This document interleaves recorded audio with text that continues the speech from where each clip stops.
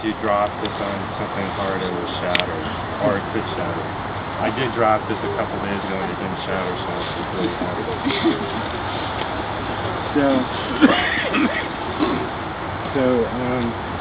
It has two sides. It has a purple side or blue side and then a white side. The purple side is a little bit coarser, and then the whiter side is finer. So you can use the coarse side first to sharpen the, get the edge, and then if you want to refine it, you can use the white side.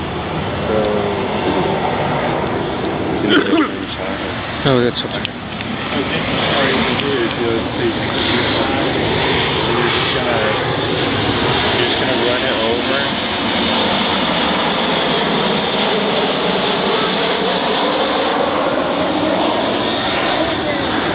It's about a 30-degree angle, the angle of how you're going to sharpen the edge right here, and you're just kind of following it, you can kind of feel it, and you're going to, I usually go from the center of the blade out to the edge, and you just do this a number of times.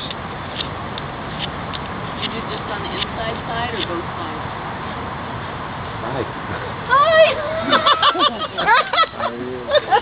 Hi! When you say, what do you mean? Like, well, you're doing on the inside side, or, oh no, that's the outside side. You're also doing on the side. Yeah. So I'm going to sharpen on this side, right? The outside of where the two blades come together, right? Yeah. And then once you've you've run so many strokes on this side, then what you can do is you can just, take off the back side of the metal, the bevel. Just run it flat like that. And then you can use the white side if you want to refine the edge a little bit. Now when you test the edge of a blade, should I go down? No, that's okay. You can on my knees or something. When you test the edge of the blade, you always want to go across. You don't want to go with it. I know it's basic. But people slice their fingers doing that. So you just go right across like that. And then there's something else about cleaning your saw. This is a thing that I want to go over.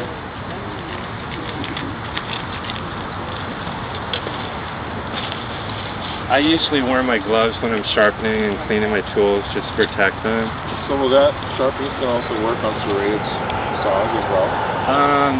No, you have to, for a saw you want to get like a triangular file, and my boss taught me how to, sharpen a saw, but the sound Sorry.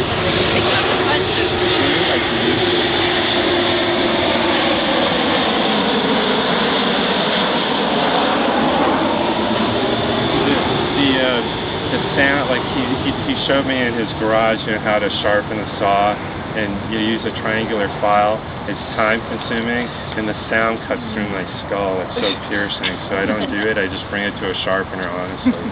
But what I've switched to, I used to have a hand saw, where the folding one, and what I switched to for myself, because I do so much sawing, is I switched to a razor saw, and this is fantastic. It's really sharp. It cuts really well.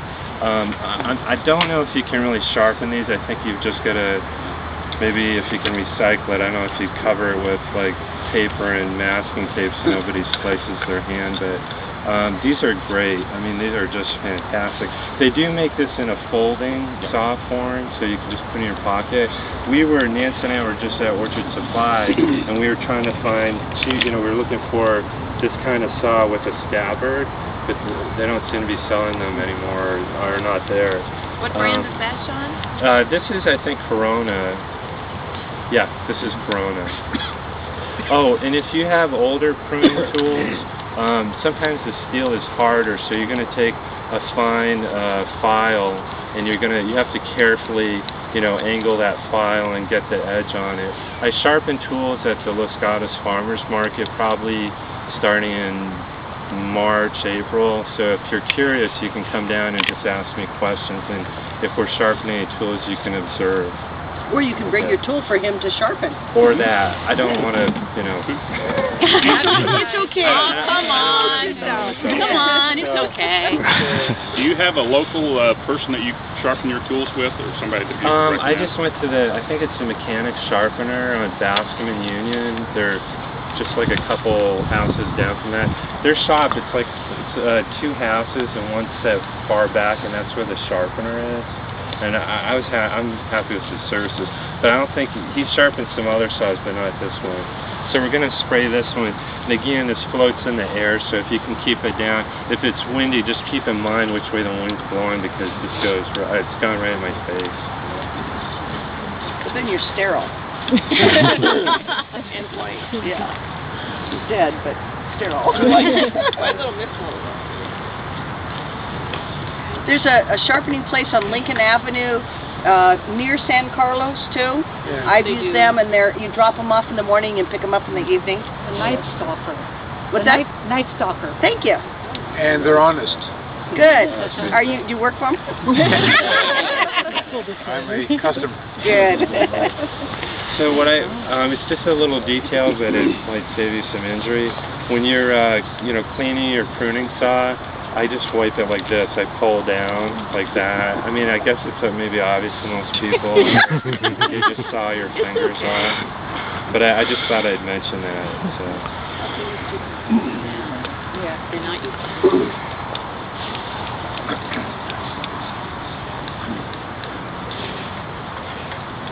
So some of the basic training systems I've seen for trees, the most common ones are open vase and central leader.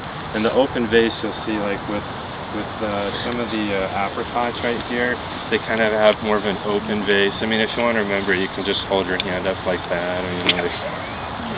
So, and then central leader, we have to walk around the orchard, maybe find some.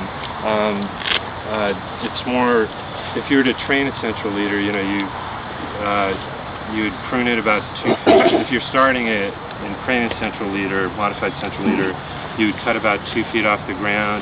Then you get all these lateral shoots and limbs, and you develop that into 1-tier branches, and then you might go up about 4 feet, 3 or 4 feet, and then you cut the tree again, and you want to create like another whorl, and then maybe one more up there. The lower tier would be a wider angle, like about 60 degrees, and then the next one would be about 45, and then the top tier would be about 30. Most of the trees that I've pruned in the valley have not been trained at all, so they're just all over the place. They can be multi-trunk, but they can still be very productive, and many times you can improve their form. So. Everything I've read said never to cut the central leader of an apple tree. Is that correct? No, I mean actually there's you can do more of an open. I kind of like a central leader, even a multi-trunk for an apple tree, because on your outline I've mentioned sunburn, and in the valley most of the area is hot. In Santa Cruz you can open up a fruit tree much more. You can really bear it out. But out here, it's just the air, it's just so much hotter. And I've seen a lot of sunburn on trees. People have not just fruit trees, Japanese maples. I saw one that was just wrecked because somebody came and cut the top off the tree, and so the canopy was gone. And so the limbs were exposed to full sun, and they sunburned. And underneath the bark is the cambium layer. And I think of it, I'd say it's like a big green straw that transports nutrients and water up and down. And so when you get that sunburn, you're really compromising the conductive tissue in the tree. So. What's the sunburn look like? How would I know? Well, there are examples here.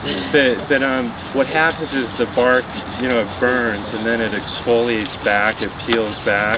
And it can be very serious. You can lose a tree sometimes, or you can greatly reduce the vigor of the tree. Also, you can open up the tree to disease and insect attack. With nectarine and peach, you can get borer attack if there's sunburn. With apples, you can get canker. I've seen canker infection. I have a bunch of trees, and they all